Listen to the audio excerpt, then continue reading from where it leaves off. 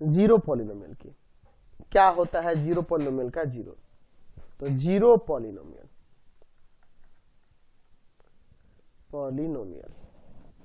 अच्छा, हम लोग जीरो पॉलिनोमियल के बारे में जानते हैं कि ये ऐसा पॉलिनोमियल होता है जिसका हर एक कोफिशिएंट जीरो होगा, यानी कि जीरो इंटू मान लो एक्स क्यूब है, प्लस जीरो इंटू में एक्स स्क्वायर है, प्लस जीरो इंटू एक्स है और प्लस जीरो है।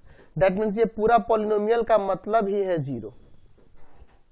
तो आप देखिए इस एक्स के जगह कोई भी आप रियल नंबर रखेंगे, इसका वैल्यू हमेशा जीरो ही आएगा, जीरो के सिवा और कुछ नहीं आएगा। यहाँ लिख सकता है कि for all x belongs to real number के लिए यहाँ हमेशा ये px का वैल्यू क्या होगा? जीरो ही होगा। x जगह कोई भी रियल, 1 रखो, 2 रखो, 3 रखो, 5 रखो, कुछ भी रखो, इसका वैल्यू हमेशा क्या आएगा? जीरो आएगा।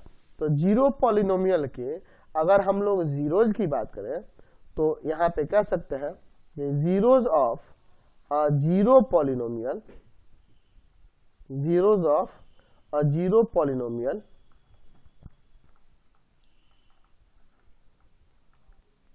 क्या हो जाएगा? Is infinite. कितने जीरोज होंगे? तो इनफाइनाइट होंगे, क्योंकि रियल नंबर भी इनफाइनाइट है।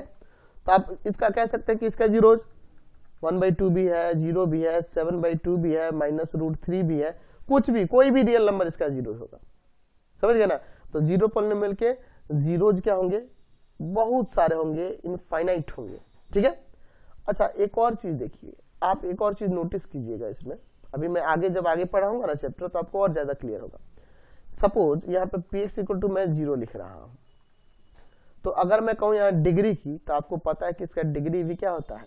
नॉन डिफाइन होता है। इनफाइनाइट तक इसका डिग्री हो जाएगा, क्योंकि आप इसे 0 इंटू एक्स का पावर 100 भी लिख सकते हैं, आप इसे 0 इंटू एक्स का पावर 1000 भी लिख सकते हैं, आप इसे 0 इंटू एक्स का पावर 10000, मतलब जितना बड़ा पावर चाहे उतना लिख सकते हैं। तो यहाँ जितने ज्यादा पावर चाहे उतने लिख सकते हैं, यानी कि इनफाइनाइट पावर लिख सकते हैं।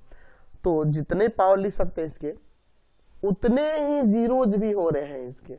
ये चीज क्लियर हो रहा है कि जितना डिग्री हो रहा है किसी पॉलिनोमियल का, उतने ही इसके जीरो भी हो रहे हैं। देख रहे हैं ना, इस पॉलिनोमियल के जीरो कितने हैं? तो बहुत सारे हैं, इनफाइनाइट आप कह सकते हैं। ऐसा समझ रहे हैं ना?